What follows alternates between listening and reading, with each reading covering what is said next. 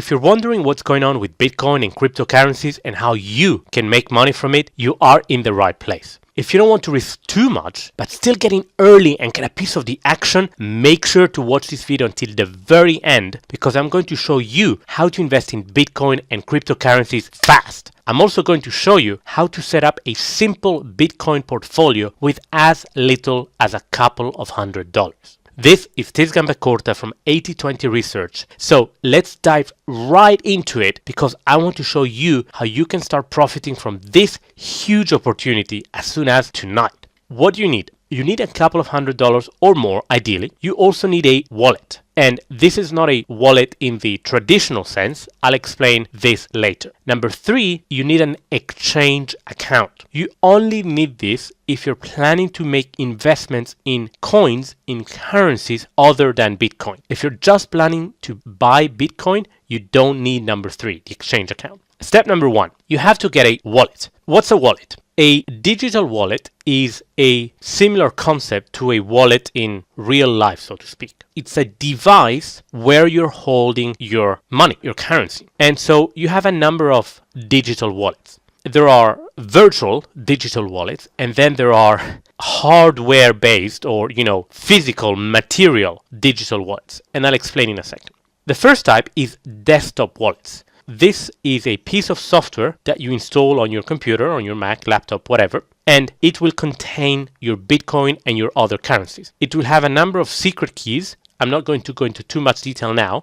And essentially, it's like having money on your desktop. Okay, it's a piece of software. And you can also take this piece of software, back it up, and then move that money from one device, from one computer to another, for example. You also have online wallets. And what online wallets are is essentially you have some login credentials, so a username and a password onto a website. There's nothing you have to download or install on your computer. And you log onto the website and your money is stored there. The most popular of these online wallets, and they're free, by the way, is Coinbase. You can go to http://8020research.com/cb for Coinbase, and that will take you to the Coinbase website. If you open an account through that link and you buy at least $100 worth of Bitcoin, or about 75 British pounds, then Coinbase will credit both you and us with an extra $10 worth of free Bitcoin. The online wallets are essentially cloud-based wallets where you store your money and you can access your wallet from anywhere you have an internet connection. There are then mobile wallets. Okay, so this is an app. It's a piece of software that you install on your mobile device and that stores your money. It's the same thing as a desktop wallet, except that instead of installing a piece of software on your computer, you're installing a piece of software, an app on your mobile device. Then there are hardware or quote-unquote cold wallets. These look very similar to a USB key, and your coins, your Bitcoin, your cryptocurrency is stored on that physical piece of hardware. Okay, think of it as a USB key.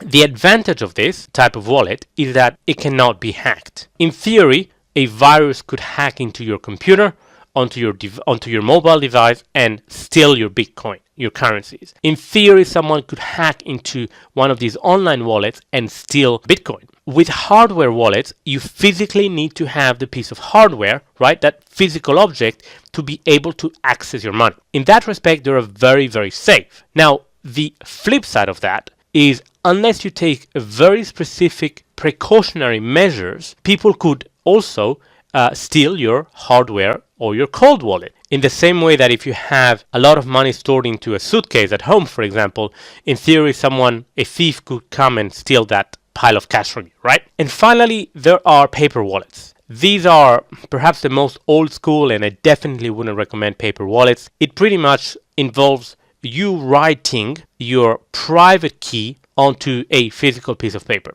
So let's kind of take a step back here. So essentially in the cryptocurrency world, your wallet is not identified by your name and an account number and some kind of routing or sort code. That's how banks work, right?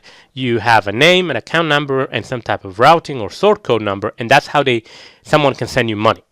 When it comes to Bitcoin and cryptocurrencies, there's none of that. All there is one public receiving key. What is the public receiving key? It's a very long series of unrelated letters and numbers, and that identifies your wallet. So whoever has access to that key is able to send money to that wallet, and no one really knows who that key belongs to. And most importantly, in order for you to access that money, you need to have a private key.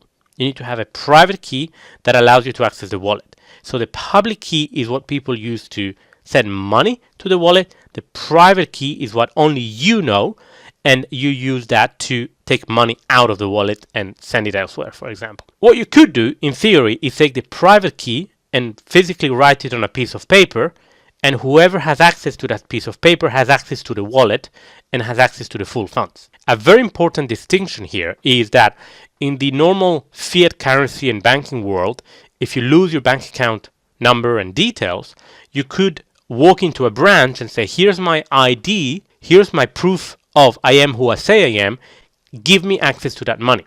So the bank will identify you as the legitimate owner of that bank account and give you access to it.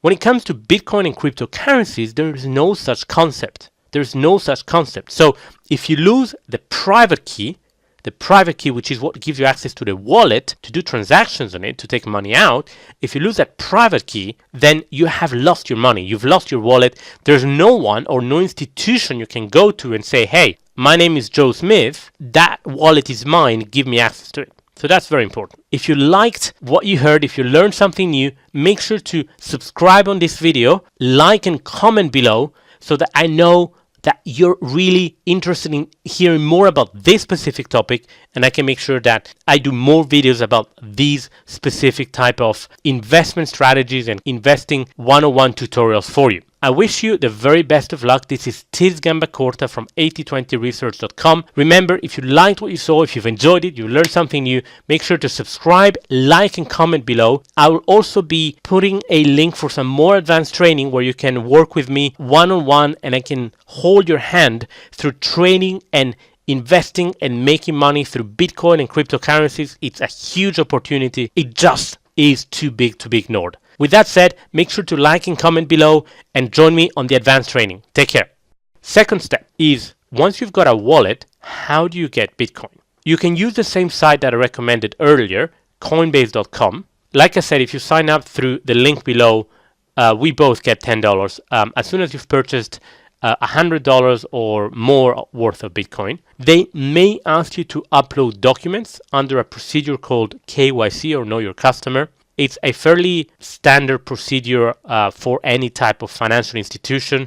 They will typically require at least a copy of your passport or some type of ID.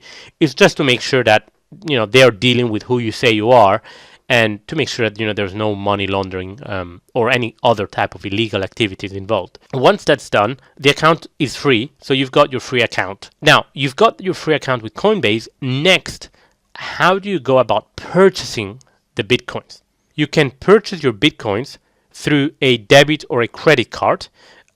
If you choose to do that, then the site will charge you an additional fee, which is the fee that the site itself have to pay the credit card company for processing the payment. It's typically between 3 and 4%. Or you can do it through a direct bank transfer, in which case there is either no fees or very little fees. So you choose the dollar amount or euro or pounds amount you want to buy, and then immediately you will have purchased the desired amount of Bitcoins. A Bitcoin, depending on when you're watching this video, who knows where the price will be, how high it would have gone, right? It's currently, very roughly between $6,000 and $7,000. So that's one Bitcoin. Now, if you want to buy Bitcoin, you don't have to buy a whole coin, okay? Bitcoin is a highly fractionable currency, so that means that you can buy a very, very small fraction of a Bitcoin for just a few bucks. Don't let kind of the big Bitcoin price scare you. It's not like, for example, if you're buying Amazon or Google shares that are, take or give $1,000 stocks, whereby you need to have at least $1,000 to buy at least one share of the company. With Bitcoin, you can buy very small fractions. Very, very important here, check, double check, triple check the address. That is very, very important. Coinbase will give you a public address, a series of letters and numbers. They may not make a lot of sense initially. Whenever you use this, make sure you copy paste it and make sure that you check that it's the right address. If you're sending money to the wrong address, that's it. There's no way of getting that money back. You've lost the money. There's no way of getting that money back. A quick hack that I use is, obviously these are very long numbers and it's very difficult to check everything, but at least check the first couple of letters or numbers and the last couple of letters. Make sure they coincide. If you want to invest in Bitcoin, that's as far as it goes. You've purchased a certain amount of Bitcoins, and then whenever you think is a good time to sell, maybe because the price has gone up, then you just follow the same process. You go on Coinbase, you sell Bitcoin, and then Coinbase will convert those Bitcoins into dollars, euros, or pounds, or whatever you tell them to, and then you can withdraw that money to your bank account or sometimes also to your credit card. If you liked what you heard, if you learned something new, make sure to subscribe on this video, like and comment below so that I know that you're really interested in hearing more about this specific topic, and I can make sure that I do more videos about these specific type of investment strategies and investing 101 tutorials for you. I wish you the very best of luck. This is Tiz Gambacorta from 8020research.com. Remember, if you liked what you saw, if you've enjoyed it, you learned something new, make sure to subscribe, like, and comment below. I will also be putting a link for some more advanced training where you can work with me one-on-one and I can hold your hand through training and investing and making money through Bitcoin and cryptocurrencies. It's a huge opportunity. It just is too big to be ignored. With that said, make sure to like and comment below and join me on the advanced training. Take care. That's what we've done so far. We've purchased Bitcoin through Coinbase in this example, and then we have kept it in Coinbase itself in the sense that Coinbase also doubles as an online wallet. And that's where you want to stop if you just want to buy and hold Bitcoin. End of story, nothing else to do. You can, if you want, take that Bitcoin out of Coinbase and send it into another wallet. You could decide to send it to your mobile wallet, to your hardware or cold storage wallet, etc., etc. What if you now also want to start investing in other cryptocurrencies? You want to hold Bitcoin possibly and also altcoins.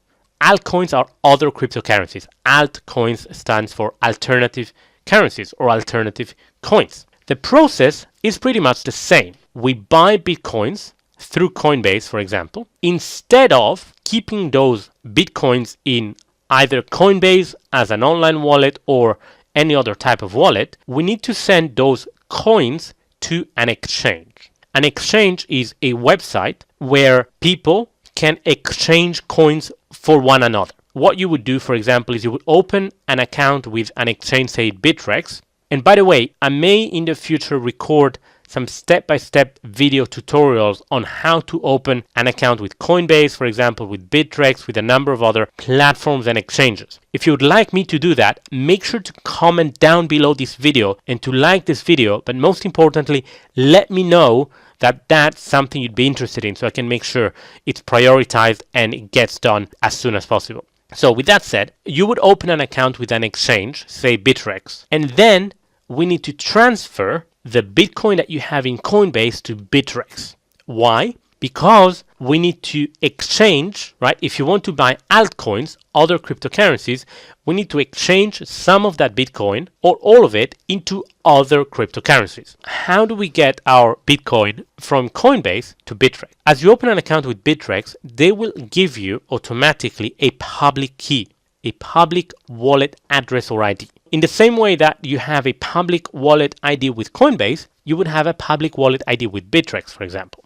You take that, you copy it, you go back to Coinbase and you tell Coinbase to send however many Bitcoin you want to send out. You tell them, look, I want you to send this many Bitcoins to this wallet ID.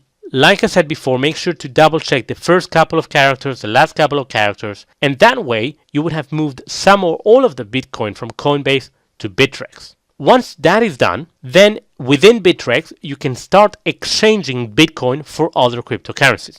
Important thing to note here is that to purchase pretty much any other altcoin, you need to go through Bitcoin first. You need to convert fiat currencies, say dollars, euros, pounds, etc., into Bitcoin, and then convert that Bitcoin into whichever other altcoin you want to purchase. In some cases, you can go through Ether. So you would exchange dollars, euros, pounds, whichever fiat currency into Ether and then into other altcoins. Although the vast majority of times, the main currency of reference when it comes to cryptocurrencies is Bitcoin. So chances are that you will want, or it will be more cost efficient for you to go through Bitcoin first. If you just want to buy and hold Bitcoin, you buy and hold Bitcoin, and that's the end of it. If you want to also invest in other cryptocurrencies, which I highly encourage you to because there are some incredible opportunities there, then we need to move that Bitcoin into an exchange so you can start trading those currencies. With that said, we're getting to the end of this very short video tutorial.